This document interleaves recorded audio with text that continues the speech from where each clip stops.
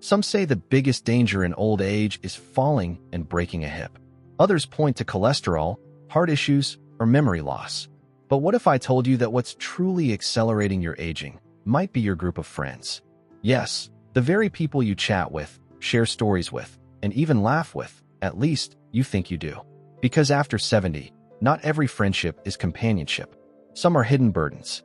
Believe me, there are words that poison more than illness, and conversations that weigh heavier than a bag of bricks on your back. And the scariest part? Most seniors don't even realize they're being emotionally drained every single day. It's in the subtle comments, the joking criticisms, the constant negativity dressed as concern. These interactions leave you tired instead of refreshed, and that kind of energy drain ages the body and corrodes the spirit. In this video, you're about to hear things that may never have been told to you this clearly. We'll talk about the seemingly innocent friendships that are quietly sabotaging your health. You'll learn why some conversations leave you sicker than a lingering cold. And most importantly, I'll show you how to recognize these patterns and how to let go with wisdom, grace, and without feeling alone. Because the truth is, holding on to toxic relationships for the sake of routine could be robbing you of something much more valuable: years of your life with true quality. This isn't about being paranoid. It's about being aware. And when you do that, real changes start to show. Better sleep, more energy, genuine laughter. It all begins when you choose to honor your own peace. So if you've ever felt exhausted after a phone call, if you've thought about stepping back from someone but felt guilty, or if you're unsure whether your social circle is helping or hurting you, stay with me. Because what you're about to hear might just change the way you experience friendship and give you a few more joyful, vibrant years. Friendship should fill your cup, not empty it. But some relationships, especially in older age, start to feel more like emotional weight than support. You walk into a conversation hopeful and leave feeling depleted. That's not just tiring. That's a red flag. In your 70s and beyond, time is precious, and so is your energy. Continuing relationships that leave you emotionally drained is a silent way of harming your well-being. One-sided friendships, where you're always listening but never heard, always giving but never receiving, can wear you down. Imagine someone who only calls to complain, vent, or ask for help. Over time, that steady drip of emotional labor adds up. It raises your stress levels, affects your sleep, and can even weaken your immune system. The science is clear: stress accelerates aging. And some friendships are chronic stress sources in disguise. And then there are those relationships kept alive only by time. We've been friends for 40 years, you might say. But just like expired milk, history doesn't mean it's still good for you. Friendships need mutual care to stay healthy. When they don't, they slowly erode your vitality. And what's most dangerous? It all happens quietly, beneath the surface, until one day, you realize you've been carrying a load that was never yours to hold. Guilt often traps people in these dynamics. You feel bad for saying no, for skipping a visit, or for wanting space. But after 70, choosing yourself is not selfish, it's survival. Being around uplifting people is a key to healthy aging. And protecting your emotional energy is just as vital as managing your blood pressure or taking your medication. How do you know if someone's draining you? Listen to your body. Do you feel tense when their name pops up on your phone? Do you leave meetings with them feeling irritated, anxious, or just worn out? If yes, it's time to create some distance. You don't need dramatic exits, just gentle boundaries. Fewer visits, shorter calls, less emotional investment. That alone can lighten your days. Aging well means making conscious decisions about how you spend your energy and with whom. For example, many older adults continue weekly group meetups out of habit, even if they leave feeling worse. It's worth asking, is this truly nourishing me, or just draining me slowly? True friendships are a two-way street. Some days you carry them, other days they carry you. But if it's always you doing the carrying, something's off. Emotional weight, when held too long, becomes a health issue. And after a certain age, unnecessary burdens have no place in your life. And maybe now, just maybe, you're starting to notice things you hadn't before. Certain conversations, certain feelings. That's a good sign. Because the next step is understanding that it's not just who's present, it's what's being said that matters too. Words can heal, but they can also slowly poison. In your later years, when your heart, mind, and nerves are already more sensitive, The tone of your daily conversations becomes a form of medicine or a toxin. A constant stream of complaining, gossiping, or pessimism doesn't just lower your mood. It wears down your body too. It's like letting weeds grow in what could be a blooming garden. Ever sat down with someone and left more anxious than when you came in? That's not nothing. Neuroscience shows that repeated exposure to negative language increases cortisol, the stress hormone. And chronic cortisol harms sleep, blood pressure, and immunity. Yes, bad conversations can physically age you. Picture this: a weekly group of friends gets together. But instead of laughing, reminiscing, or talking about new ideas, the conversation turns into a contest of who feels worse. My back is killing me. You think that's bad? I haven't slept in 3 days. It becomes a ritual of misery, and your body feels it. Your brain is like a coffee filter. It absorbs everything that passes through. After enough dark, bitter talk, that becomes your baseline mood. You begin expecting the worst. You stop moving. You stop dreaming. You shrink inward.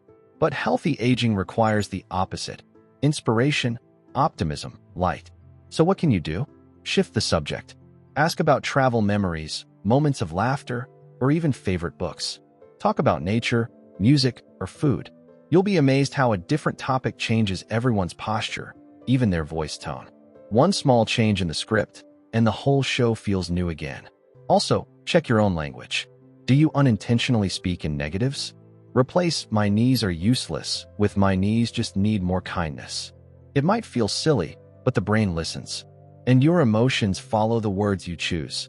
So make them lighter, warmer, more life-affirming. You must also guard your ears like you guard your health. If someone's words are toxic, you can step back. Try gently saying, "Let's talk about something brighter today." You don't owe anyone your peace. And after 70, emotional peace should be your #1 investment. And once you become aware of these draining dialogues, it's time to look deeper. How do these conversations shape your routines? Because often, the company you keep shapes your habits more than you realize. No one ages just because of time. We age through the habits we repeat. And most of those habits? They're shaped by who we spend time with. In our senior years, this becomes crystal clear.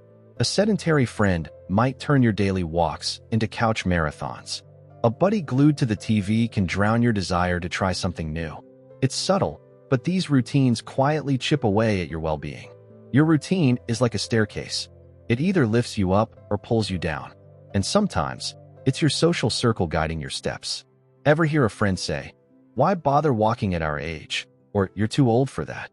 These comments plant doubt, weaken motivation, and eventually shut down good habits. Your desire to stay active disappears, not because you can't, but because no one around you believes you should. Think of the retired gentleman who starts spending every afternoon at the local bar. At first, it's just socializing. But soon, a drink becomes 2, then 3. It's a habit masked by nostalgia.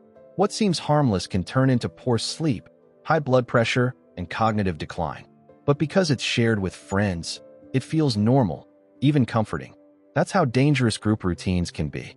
Now picture an older woman who used to love gardening. After a few years with a bitter neighbor who complains about the heat, her garden is gone. The joy that once fueled her days? Smothered.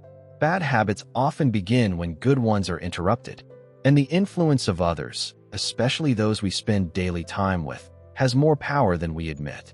In your 70s and beyond, you don't have energy to waste. Every choice counts. That's why surrounding yourself with the right people matters. Try joining a local book club, art class, or group yoga session. And if no one wants to join, go alone. Sometimes the best partner on a wellness journey is yourself. Technology can be a bad influence too. Those WhatsApp groups full of depressing news or endless gossip. They suck the life out of your spirit. Even TV, when overused, dulls your curiosity. Try replacing 1 hour of screen time with a slow walk, a puzzle, or learning something new. These small shifts ripple outward. No, you don't have to become an athlete. But reclaiming your routine means becoming the lead character in your own life again. Getting up with intention, eating mindfully, moving, even slowly, has tremendous impact. And if that means saying no to the usual crowd, so be it. Growth requires space. The beautiful thing? Healthy habits are contagious too. A neighbor who loves to walk, a grandchild who shares healthy recipes, a classmate who inspires you. All of these can revive your energy. But first, you must recognize the routine traps you're stuck in and ask yourself what's really keeping you there. Very few people admit this, but loneliness is one of the scariest parts of growing older. After 70, social invitations slow down, familiar faces fade away, and silence becomes a frequent guest. That's when many seniors cling to toxic relationships, not out of love, but out of fear. Fear of spending Sunday alone. Fear of not having someone to call. Fear of becoming invisible. You've heard it before. At least I have someone, or bad company is better than no company. But that belief is dangerous. When fear guides our friendships, quality disappears. Suddenly, you're tolerating rudeness, gossip, criticism, just to fill a chair at your table. But being in a room with the wrong people can feel lonelier than being in a room alone. Think about Ms. Clarice, 76. Her weekly visitor always ends the visit with a heavy sigh and comments like, "Well, life is just downhill from here." Clarice feels worse after every chat, but she keeps saying yes because she's afraid to lose company. That's not companionship. That's emotional dependency, and it chips away at both joy and health. True loneliness isn't about who's around you.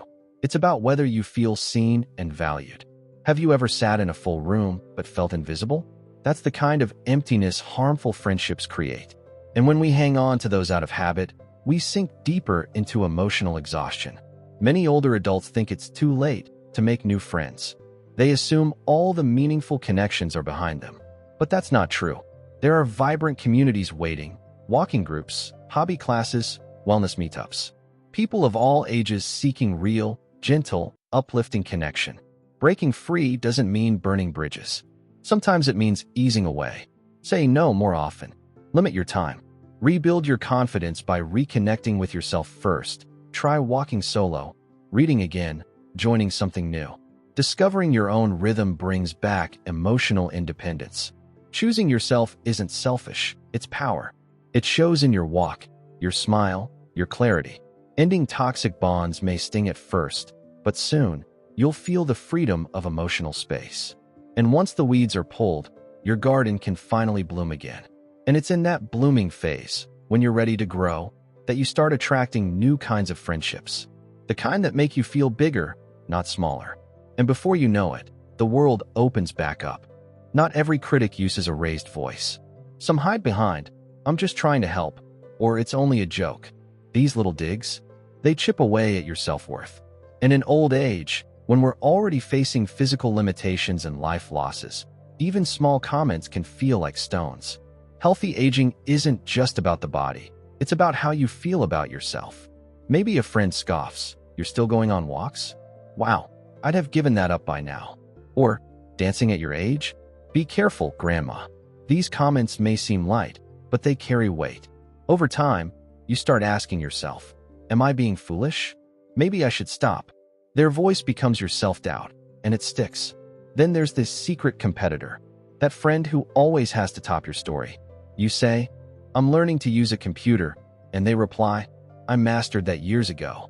It turns every conversation into a contest. Instead of feeling seen, you feel belittled. Instead of motivated, you feel embarrassed. Take Mr. Elias, age 78. He proudly joined a basic tech class, only to be told by a friend, "At your age? That's for kids." Elias felt ashamed and nearly quit. This isn't friendship. It's quiet sabotage. And for seniors trying new things, what you need most is encouragement, not dismissal. The saddest part? Many seniors think this is normal. They laugh off hurtful jokes, saying, "It's just how he is."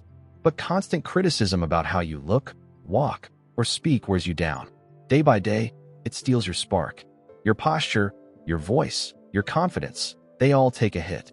After 70, you need cheerleaders, not cynics.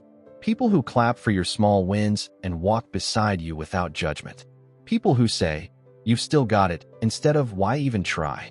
One helpful tip: ask yourself how you feel after seeing someone. Lighter? Inspired? Or doubtful and drained? Self-esteem is like a muscle. It gets stronger with practice and with the right environment.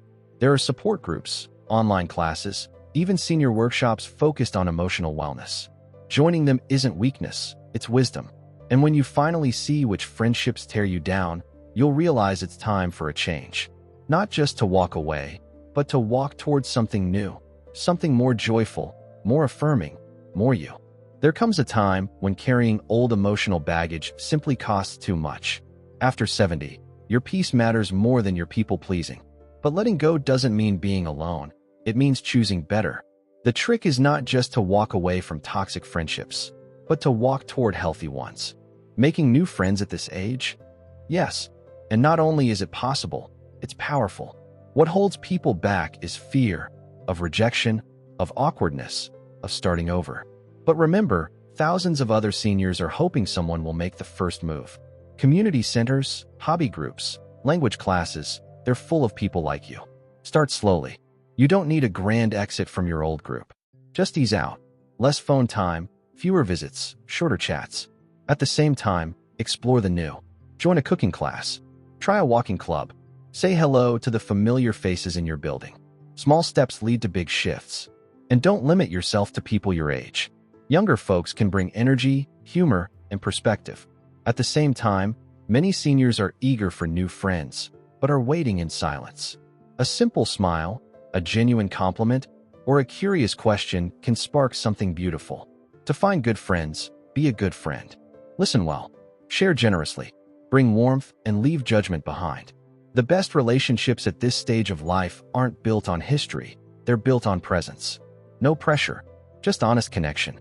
Not sure where to start? Say good morning to the person at the park.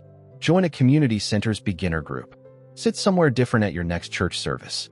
These tiny decisions open big doors. And every new, kind connection helps erase the pain of old wounds. Healthy aging calls for relationships that lift, not weigh down. That cheer, not compare. That invite you to laugh again, dream again, and show up fully. Science backs this. Strong social connections increase longevity and life satisfaction. And now that you see the truth, you're ready. Ready to stop surviving in harmful connections and start thriving in loving ones. So let me ask you this, heart to heart. How many years of your life have you spent trying to please people who drain you? How many fake smiles, exhausting phone calls, or heavy conversations have you endured just to feel not alone? You deserve better. You deserve friendships that lift you up, not wear you down. Relationships that celebrate who you are today, not who you were 20 years ago. And no matter your age, you can build a lighter, happier social life. Which bonds do you need to loosen, or maybe release completely? What new habits or spaces can help you make healthier connections? Share your thoughts in the comments. Your story might help someone else take that brave first step too. And remember, this isn't selfishness. It's wisdom. At this stage, your time is precious. Your peace is priceless. And your energy is sacred. Let go of what's toxic. Make room for what gives you joy. If this message touched something in you, if it opened your eyes, don't stop here. Hit subscribe, turn on notifications, and join a community that believes aging should be joyful, respected, and full of meaning. Because the best years of your life may still be ahead, and they're too important to be shared with the wrong people.